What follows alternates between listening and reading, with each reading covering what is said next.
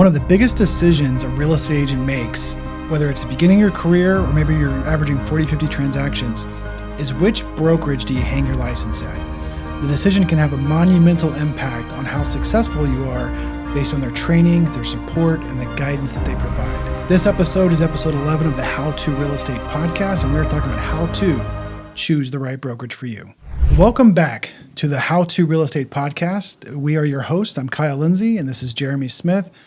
We are excited today to talk about how to choose the right brokerage, because when you ask a question about a brokerage anywhere on Facebook, this is one of the most heated topics on social media with a variety of responses. And to be very honest, most people, I don't think, are thinking about it correctly. I don't think so either, man. And yeah, if you want 1,000 comments in 7 minutes, bro, ask about which brokerage you should join. Like, Yes. What's the cheapest flat fee or the best or the Yes. worst? Man, everybody will chime in for sure. Yeah, I mean, it's everyone has no opinion at all until you ask about brokerage. Then it's like nothing but strong opinions. Yeah, and it sucks too because some of their opinions are like, people just want to feel validated on Yes. the decision that they made, right? So whether they love it or not, they're going to be like, come here, come with me, join me, da-da-da-da-da. But they don't even care what your needs are. Mm-hmm.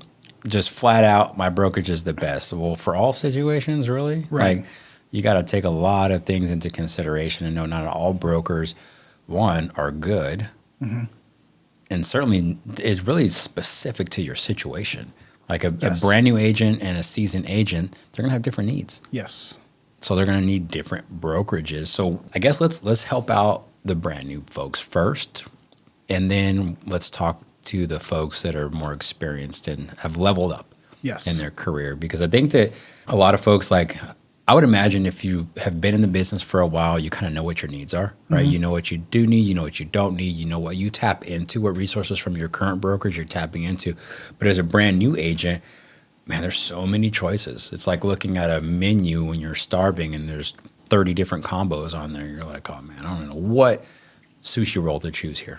Yeah, and so what's crazy is that, especially as a brand new agent, you may not even realize what's happening. You may not even realize the landscape that you're looking at. So, like, for example, when I was a brand new agent, I was an investor before I was an agent, and I knew obviously about the big brokerages and things like that. But I get my license and I think, okay, now I got to find a place to be in a brokerage. And I had only ever been at bigger companies before that. So I set up interviews with Century 21, with Remax and Keller Williams, and I'm dressed nice. I prepared my resume, and I remember I went to the very first interview with Keller Williams. And I sit down and I hand the guy my resume. I'm nervous. It's like a regular interview for me. I'm talking, and then he just starts pitching Keller Williams to me. And it took about 4 or 5 minutes, and he hadn't asked me a single question. I realized, oh, I'm interviewing him. Yeah. He's pitching and it just completely flipped everything around. Right. It was something I was not expecting, that you are the prize. Right. These Certainly. guys are recruiting you. Yep. And before I had been through that, I had no idea that was the way it worked. Yeah, and that's a good point, because when you know that that's the case, like, you can definitely approach it differently and you can prepare differently. Because the reality is that I would say 95% of brokerages will take just about anybody. Yes. Right. It's a numbers game for the brokerage, so they're going to accept you, right? Until I don't know what it would even take for a brokerage to let you go. Teams I know have standards. A lawsuit, maybe. Right. Maybe something really big. And I think there are maybe some brokers out there, some of the smaller ones, that do have production standards that if you don't meet them, then they're going to part ways with you, which I think is good. But other than that, yeah, I mean, the bar to entry is low, and you don't need to feel like you're being interviewed. Yes. You should be interviewing them. So all that to say, if you were a brand new agent just getting your license, hopefully you get some really good knowledge from this podcast. And along the way, or anyone getting some good value from this podcast, we'd appreciate a like and a subscribe. But digging into that, just know that, like, you are the prize. And when you're interviewing with these people, you have the decision to make. It's not a job interview where, you are trying to get them to convince to take you. They'll take you. Right. Like Jeremy said, 95% of brokerages will take anyone that has a license and can breathe. Yep.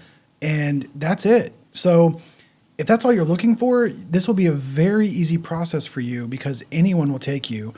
And that's how a lot of the big brokerages win. is Right. people don't realize that. And then all of a sudden they're at a Remax office or Keller Williams or Century 21, like I've said, and they hear a yes, and it feels like you just won a job interview. Like in a normal situation, they don't realize, oh, anyone would have said yes to me Right. because they all want me. Yes. And so we're hopefully through this podcast, we can help you step back and really evaluate what they're offering. And hopefully that aligns with what you're actually looking for. Right. Right. So be careful with the ego then. Right. Because if you go into it and you're super, nervous or whatever, and the first one's like, yeah, well, man, we would love to have you. Right. Then that speaks to your ego, and they know that. Right. Right. So you may make a quick decision based off of the emotion. Hey, I'm accepted. My ego feels good, but definitely go on those interviews. Yes. Go on all of them. Be prepared. Ask a bunch of freaking questions. I feel like there's different categories of brokerages. Yes. Right. You've got your flat fee brokerages that claim to be 100% commission brokerages.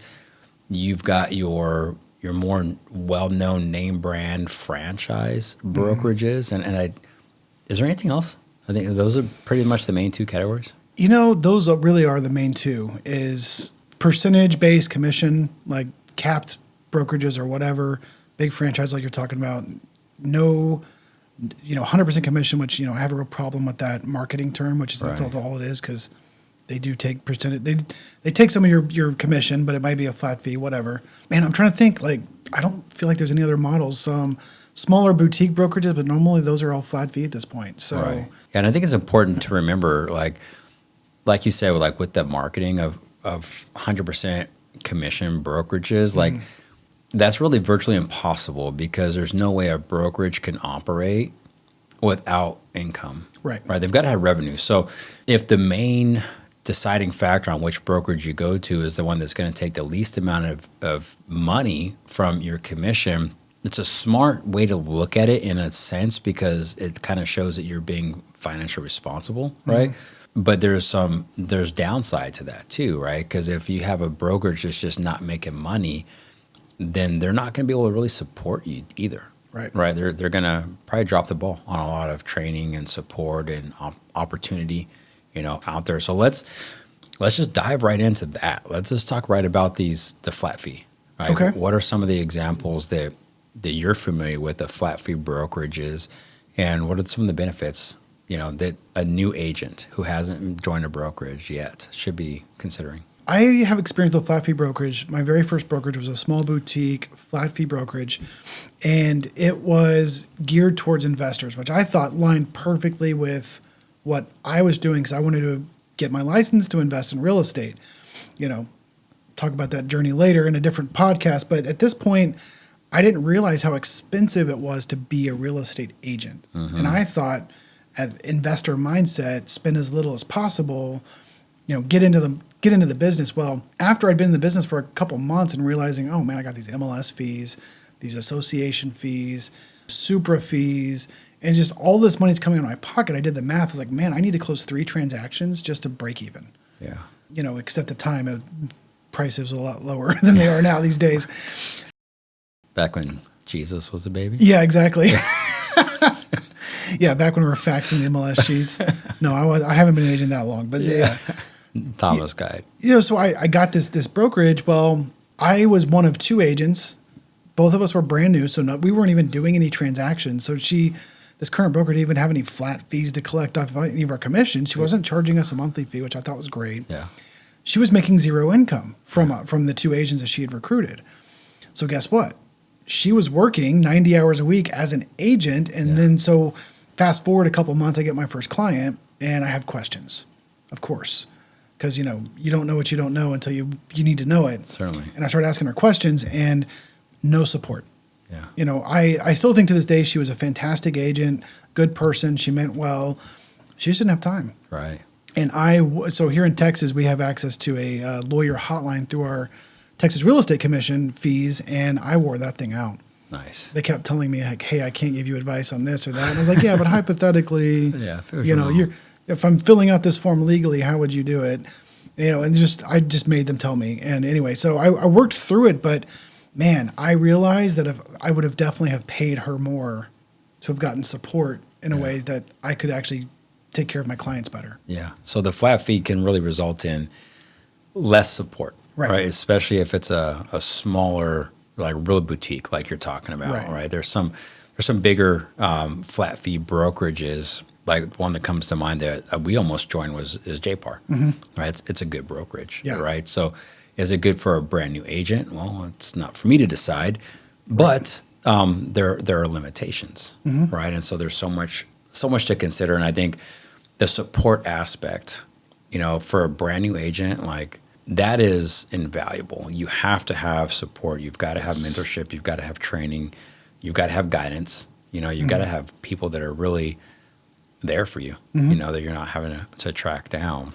And I think that another thing with the smaller brokerages, because flat fee brokerages tend to be the smaller ones, right? And there's some that are big for flat fee brokers, right? But they're typically smaller than your franchise style brokerages. So I think one thing too with them is the footprint, right? So they may just be in your local market, which means that you can't tap into the resources from other agents in other states, right? Like with a Keller Williams or Century 21, Coldwell Banker, EXP, like we're national brokerages, right? So we have referral partners in other parts of the country. We have referral partners in other parts of the world. We have training that is not just localized to our office, but training that's also all over the world, right? So I think that's something to consider as you join if you decide to join a flat fee brokerage, or if that's a consideration, is where's the reach coming from? Like where's the information that you're going to be given for training coming from, and is that what you want? Well, even taking a further step back, like what should a brokerage even be providing to an agent? And it's kind of like, what do you want to get from these people? And for me, and when I coach anyone new that is coming into the business, I think, obviously training and support we've mentioned. Do they have specific training for brand new agents? If you're a brand new agent, that should be one of your first questions. Like, what does your brand new agent training look like? Right. Because the training you give to a brand new agent is not the same training you give to an experienced agent. Right. And they should be different. And if they're not, that's a problem. Right. For one of those two categories, or if it's somewhere in the middle, you got to look at all that. Two is, what other avenues does this brokerage have for you to get leads? Because leads are the lifeblood of your business. And yes, it is your job to generate leads, but man, it sure does help if your brokerage has ways to help you with that. Absolutely. So referral partners, relocation companies, like you're saying, conventions where you can meet other people, or partnerships with like referral-based lead generation companies. Like, what does that look like to help you get more business? Even just a marketing department that produces materials for you, that can help as well. Yeah, that's all true, man. And here's another thing too that I realized when we left our first brokerage and came to EXP, was the level of scrutiny is so important. Like as a new agent, you said earlier, you don't know what you don't know, right? So if you don't have like a quality control system at the brokerage, it could cost you a lot of money. Yep. So you want to make sure that they have some sort of a department that's going to be reviewing your paperwork and making sure that all of your I's are dotted, all of your T's are crossed, kicking back anything that's, falls below the line, right? And making sure that all of your paperwork is up to date. I guess the word I was looking for was compliance. Yeah. Right. You want a compliance department that is actually going to do compliance. Yes. Right. We had some experiences with my first brokerage where if the document was in the file, they signed off on it, but they didn't look at the document, right? So we had, unbeknownst to us, we were doing stuff wrong, and we did it like that for like almost 2 years. We did these documents wrong.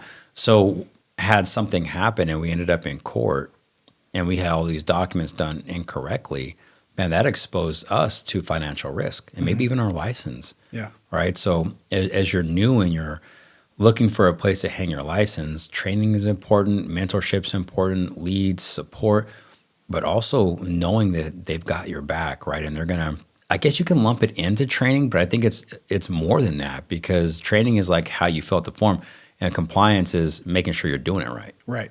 So I think that's absolutely critical. No, I 100% agree. Like without that, I mean, so many agents that you get contracts from are doing it wrong. Yeah.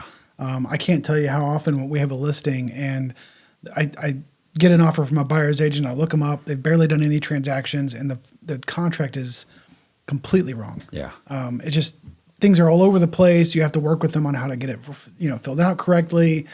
And you look in there, of course, at one of these small brokerages, probably one broker, maybe I have no idea if they even have training. Who knows? But looking forward, when you look at this thing, and you're looking at like where you're going to be and the training and support, it could matter to your perceived professionality or professionalism. Professionability, that's not even a word. It is now. Yeah, your perceived professionalism. Wikipedia. Yeah, maybe that'll get added to Urban Dictionary. Your perceived professionalism when you're actually submitting offers and doing these things, you could look like a joke. Yeah, and just imagine like if you had two new agents on one transaction and neither one of them really knew what they were doing, right? And yeah, they're ultimately responsible, right? Ignorance is not a defense, you know, but neither one of them had compliance folks that were making sure that they were on the up and up and protected. So now you have these two agents that are leading their clients off a cliff, right? And so now you've got all this paperwork messed up and deal falls apart. One party sues another. Believe it or not, this stuff does happen. One party sues another. You get a complaint to Trek, and now Trek looks at it, and you're both an absolute train wreck. Right. Like that's just unfortunately it does happen a lot, but it's so avoidable. And all you really need is to make sure that a question you should be asking is what is the compliance department look like? Yeah. What do they do? What are the expectations? Another great question to ask is how many brokers do you have? Yeah. What does your broker on duty look like? How often are they available? Those are great questions to ask too. The bigger brokerages should have this figured out and always have at least one person available to you. But, like here in EXP, we have a team of brokers, like 14, 15 right now. Right. Of course, they're not all on duty at the same time, but I've never had to wait more than about 5 or 10 minutes to get to talk to a broker when I needed to talk to one. It's pretty consistent. And what that does too, if you talk to a broker and they tell you something and you execute on that and it's still wrong, you're not the only one there. Right. You're not the only one. You're actually going on the guidance that you were given. Right. So I think there is a defense for that. Yeah. Right. As a new agent. And I keep saying it that way because it is possible to make a mistake and lose your real estate license. Yeah. It's possible to do something on purpose and use your license, but I'm going to just guess that most people aren't that way. Right. And you may make an honest mistake and lose your real estate license, and then there goes all this work you put in. Could be your livelihood, right? You could have burned a bridge at your last career and you threw all your eggs into this basket, and then you lose your license because there wasn't somebody there to have your back. Well, not to mention that there could not only lose your license, but real financial repercussions. Certainly, yeah. Depending if your mistake costs someone a lot of money, guess what? They're not just going to forgive and forget. Right. A lot of times they're coming after you for it. So, yeah. Not trying to scare y'all too bad here, but just know that when you're dealing in real estate and you're talking about, we like to say the people's their largest purchase they're ever going to make. Mistakes can have real financial repercussions, and most people are not just going to let that fly by without trying to get some sort of help or compensated for those mistakes. Certainly, especially if it went to closing and then they saw your commission check. Yes. And then you got paid 10 grand, 12 grand, whatever the number was, and they took a financial loss or, they got into a house, they feel like they were misled or things weren't disclosed or whatever the issue is, they're definitely coming to get some of that money. Yes. So brand new agents, look for training and support. Look for brokers that can actually help you and answer your questions. Look for compliance, and look for a way that they can actually help you get your leads, especially as a brand new agent. We've done a bunch of other podcast episodes about how to get leads, but you can pay for leads. A lot of brokerages now have ways to do that directly through them, through ads and things like that. And also look for in other trainings and ways to generate them organically without low cost, no cost.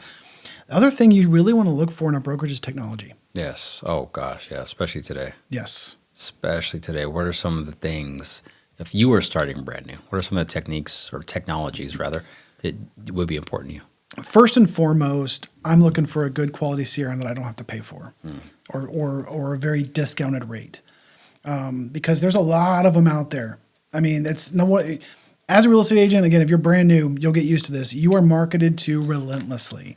Everyone wants some of your money. Those are big commission checks, and everyone wants to put their hand in that pocket. Right. And so if you don't already have a low cost or no cost CRM included with your brokerage, you're gonna have to go find one. Yeah. And some of those can be $400, $500, $600 a month for the good ones. Right. So if you don't already have one of those, and in your CRM, you're looking for a couple different really important things. And for me, the most important, again, is a way to generate leads. Yeah. Then you're looking for a great way to follow up and take notes and categorize your leads and, you know, search, filter.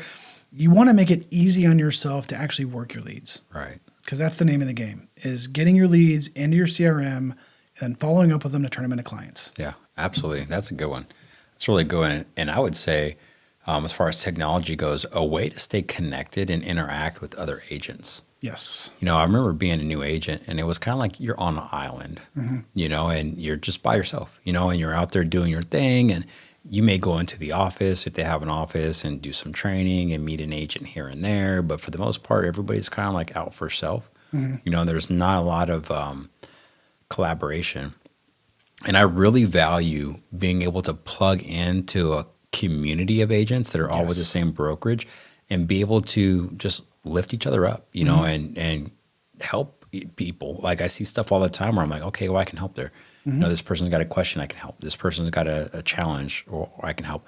I've got a challenge, or I've got a question. I put it in the group, and I get help. You know, so I think just the energy of being around other agents that are out there getting after it, you know, prospecting, failing, and you all have that struggle in common. You know, I think it's important. So there should be some sort of technology. Like we use a thing called Workplace. There's Slack. Some brokerages use Slack. Oh man, there's another one I can't think of, but it's very similar to Slack that agents are using. But I think that's kind of underrated. As I talk to agents all the time, because I do a lot of recruiting for the team, so I talk to agents all the time, and they just don't seem to. And everybody's different, but they don't really seem to see the value so much in that. And I think it's not until you have it that you understand what the value is.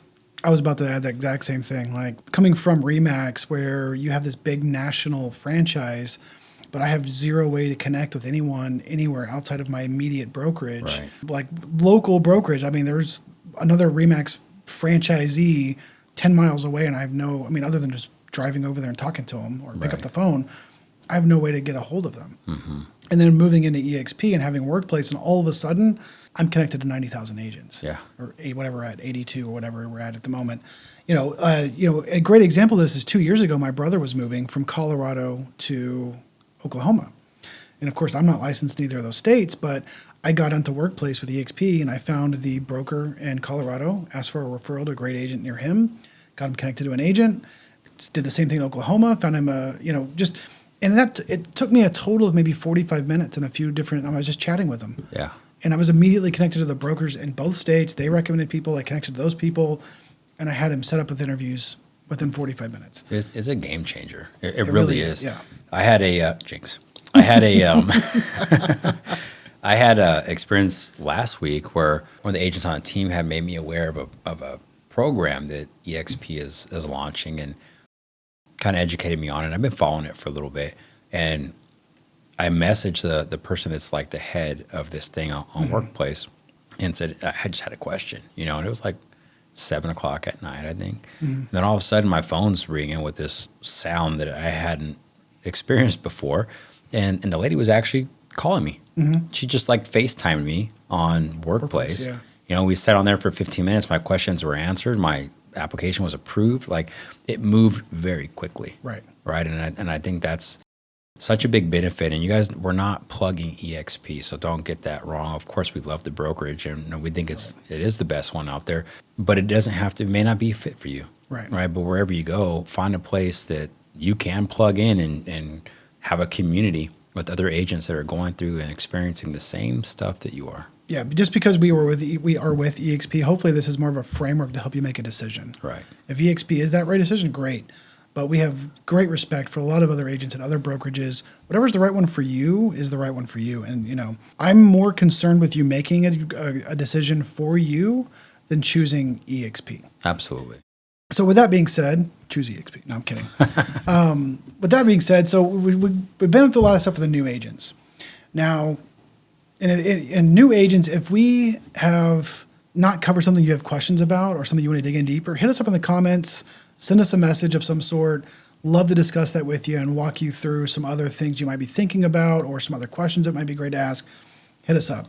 Yeah, then notice we didn't talk about splits. Right. And that was on purpose, you guys. And I'm just going to put this out there. If the splits and the fees are your main concern, if that's it, like that's shallow thinking. And you're going to make a mistake. You will make a mistake thinking like that. Think big picture and think what type of people do you want to be in the room with? Right. That's going to really facilitate your growth and start your business off either on the right foot or the wrong foot. So don't message us if that's your question. Yeah, it's just, to be very honest, as a brand new agent, fees and splits should be some of the last things on your mind because you have no income to base it off of. Right. You know, really, you should be concerned about getting from 0 to 10 or 0 to 20. Once you get there, I mean, I'm not saying don't consider it at all, but I am saying they should be close to the bottom of your list. Really, is that a right fit for you to get you to a production goal? Now we're talking to experienced agents who are maybe at 10 transactions a year, 20 transactions a year, and they're questioning things like, am I at the right place? Right. This is where fees and splits might actually come into play. Yes. But at the same time, we really want to talk about your mindset around fees and splits. Right. Offense versus defense. And by that, I mean, when you're building wealth and you're talking about the money your business is spending, should you be more concerned about how much you're generating or how much you are spending? Right. Right. And that leads to, the mindset of scarcity or abundance. Yes. Right. And so I was there when I was at Remax. I think I paid like $27,000 in 2017, and that was a lot of money. So I started looking around, and my thought process was, where do I go where I can save money?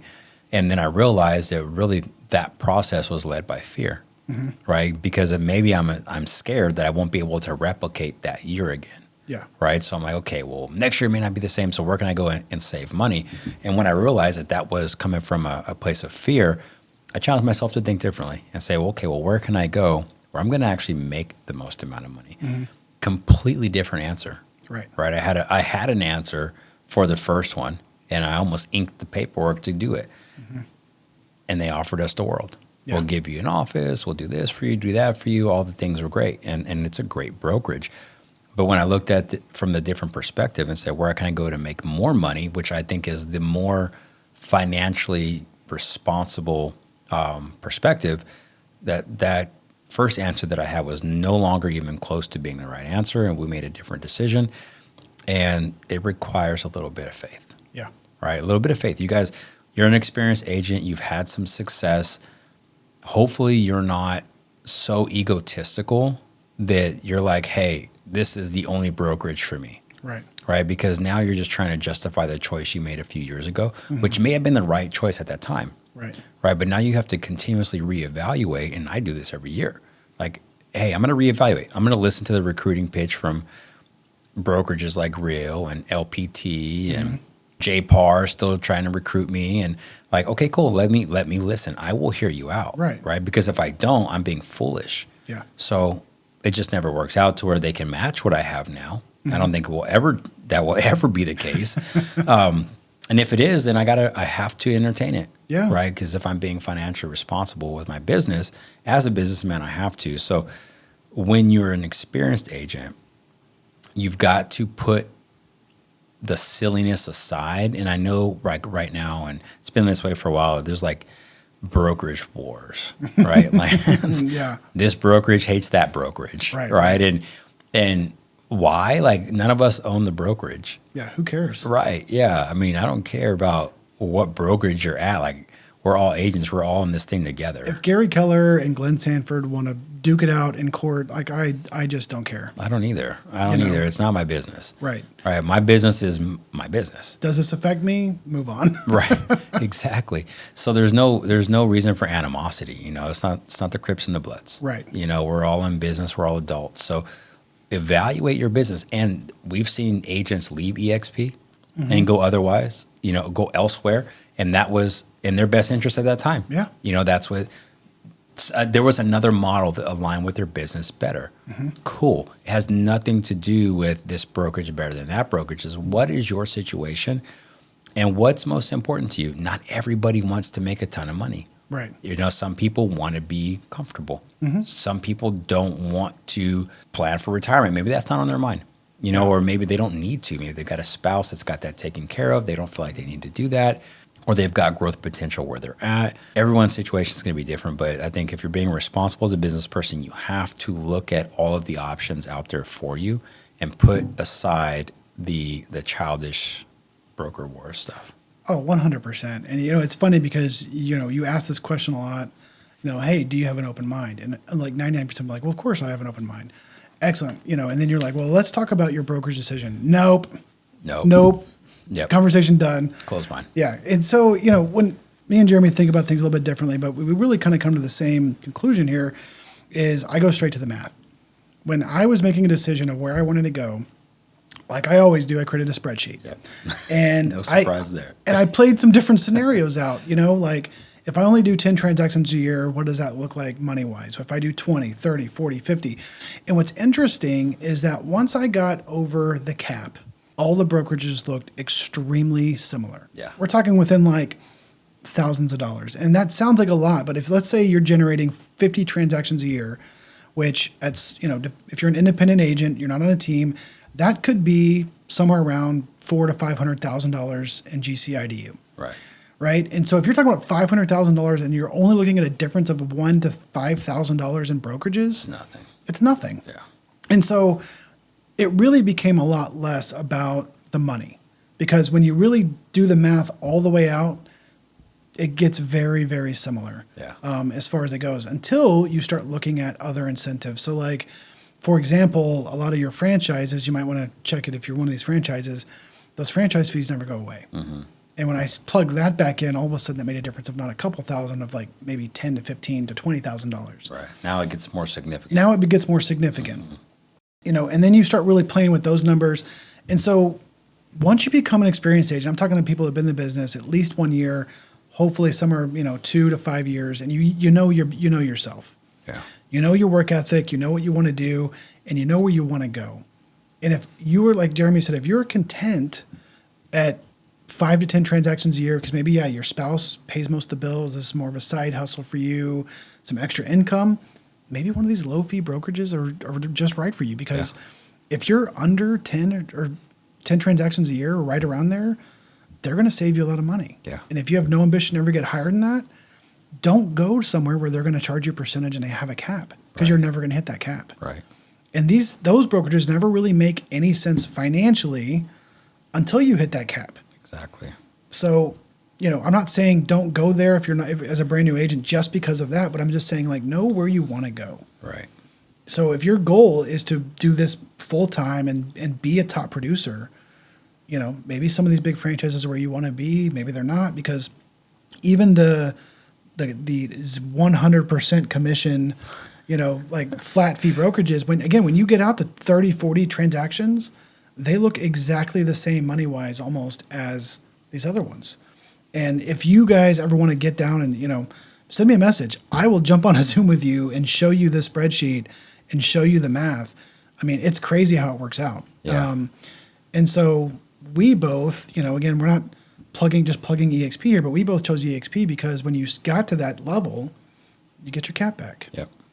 And all of a sudden, again, when you swing something $10,000 plus dollars, even if you are comparing it to $500 a year, that's significant. That's not nothing. Absolutely. And then the potential for growth and multiple income streams and things like that, it became a lot less of a defensive, I'm going to save the most money. It became, how can I make enough money that saving a couple $1,000s doesn't even matter anymore? Yeah. Yeah, absolutely. I just thought about this. It's like you're watching a basketball game, right? And one team only has defense, and they don't have shooters, right? So they're like their main goal is let me stop this other team from scoring, right? And then the other team's like, hey, I'm just going to slam dunk over these guys, right? So I'm just going to keep slam dunking until they get tired, right? Their defense gets tired, and we have to have defense and offense. Yeah.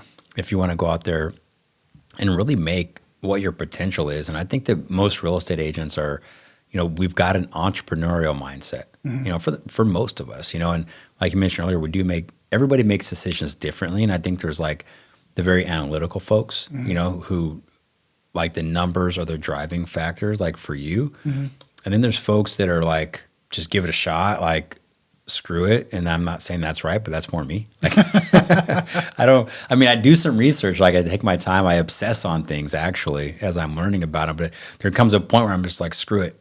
I'm just going to try it. Let's go. Both of those, I think, are really the entrepreneurial spirit. Like you got to take some risks, and if you want to win big, if you just want to stay small, maybe, like I said, the flat fee brokerage may be the place. If they're charging you $600 a transaction and you do 10 transactions a year and that's all you ever want to do. Right. Cool. That may make the most amount of sense, but if you want to level up, you probably need to go somewhere that's going to be conducive to leveling up and making more money and growing your business and growing wealth. And there's a bunch of different places that you can find that. I think all of this really for me boils down to people. I obviously think EXP has the best model. I'm willing to debate that with people at the same time, but I do also think that if you're not going to tap into EXP's benefits, it may not be the right model for you. Right. And what I really want to see is this hamster wheel of productivity at some point for you is going to stop. Right. And I think this is what most agents don't think about, especially top producers at some of these brokerages where they really don't build any wealth. They're more or less employees. And it's crazy to me to think that I see these agents are doing 30 or 40 transactions a year over and over and over again. And, we all do this. Lifestyle creep happens. They buy a bigger house, a bigger car. They have vacations. They may be spending a lot of what they're earning. And then all of a sudden something happens. They get sick, or a spouse gets sick, or they got to take some months off and take care of a family member themselves. And guess what happens when you are not actively prospecting and doing deals? Your income stops. Yeah. And let's not even say there's an emergency or anything like that happens. Just when you get close to retirement and your income stops, what's your plan? Right. I don't care what brokerage you're at. Have a plan. Have a plan. And if the people at your current brokerage, or maybe it's not EXP, maybe it is Coldwell Banker or Real or whatever, as long as they're helping you do that in some way, whether it's investing and buying apartments and real estate or whatever, or it's through your ownership shares of the brokerage itself or whatever that looks like, have a plan. Right. Like I'm tired of seeing broke real estate agents that are doing 20 plus transactions a year. There's no need for it. Yeah, certainly, man. The last thing I want to put to this is I think that it's important for brand new agents, experienced agents to go to a place that the culture aligns with their values. Yes. Like, I think that's super, super important for all of us agents. Like you should be somewhere that aligns with your values. And I would caution you on the franchise companies, right? So KWs, Coldwell Bankers, Remaxes, Century 21. And if there's others out there, sorry, I forgot you. Yeah, so these different offices are franchises, right? So they're not all the same. They have different cultures. They have different leadership. They have maybe even different splits, right? Some brokerages will give you one split and give somebody else a different split, even in the same office, right? Depending on how much value they feel like you bring. I was talking to some agents the other day. They're on 60-40 splits. I'm like, it's 2023, bro. You're on a 60-40 split. Like, tell me how that's a win, you know? And then it resets every year, you know? So all this, guys, to say that, one, this is a very important decision, especially if you're a new agent. It's a super important decision. Don't take it lightly. Do your research. Make sure that you're choosing the brokerage that you choose for the right reasons. I talked to a lady the other day that chose a brokerage she went to because her friend was there. And she's miserable, right? She didn't see if that brokerage aligned with her values or with her goal, you know, or where she wanted to go, or if they had the capacity to serve what she wanted to do. So that's all super important. If you're an experienced agent, that all applies. But also, where's your business going? Now you know how to sell real estate, right? You know how to go out there and generate leads. You know how to negotiate at least something, right? So now where should you be that's going to facilitate the most amount of growth? Right. If you're the big fish in the pond, you should probably get out of that pond. Yep. Right? You don't ever want to be the smartest guy in the room, right? Or the biggest fish in the pond. You just run out of rabbits to chase. And if you want to keep growing, go find areas where you can find bigger rabbits to chase. Mm-hmm. That's fantastic advice. Yeah, it really that comes down to ego. Yeah. Yeah, I love that because it feels great to be the big fish in a little pond. For sure. Because everyone looks up to you, but yeah, where's your growth coming from? Right. That is the reason why I left Remax. Because in 2 years I became the big fish in the pond, and I was like, well, that was fast, but that's like I can't stay here. Right. Like where do I go? I'm going to get complacent. So let me go to a place with a much bigger pond, and now I don't think I'll ever get up there. Who knows? I'm fighting for it, y'all. I am fighting for that number one spot, man. But this is a brokerage full of producers. Dude, bunch of sharks out there. Man, megalodons. Jeez Louise, man. Some of the best, most productive real estate agents in the country. And that's... And we just keep adding them. I know. It's like I remember there was a time where I was number one in DFW, like as a single agent. I would check it all the time. And there was a few players that we would go back and forth with. But now, man, it's hard to do. Yeah. It's hard to do. And at least for me, that's where I want to be. I want to be where the competition is sharp, and you are the sum of the 5 people you hang around with the most. And although I'm not hanging around with these people, they're still part of your organization, and so they're a representation of what I'm a part of. And I think that's pretty awesome. That is really, yeah, fantastic advice, y'all. So, like I mentioned earlier, if you heard something in here that you got some value out of, that maybe piqued your interest, you want to ask more questions, hit that like, subscribe button, leave us a comment if you want to ask more questions. We would love to talk shop with you. Thank you for listening to the How to Real Estate podcast, and catch us on the next episode. Peace.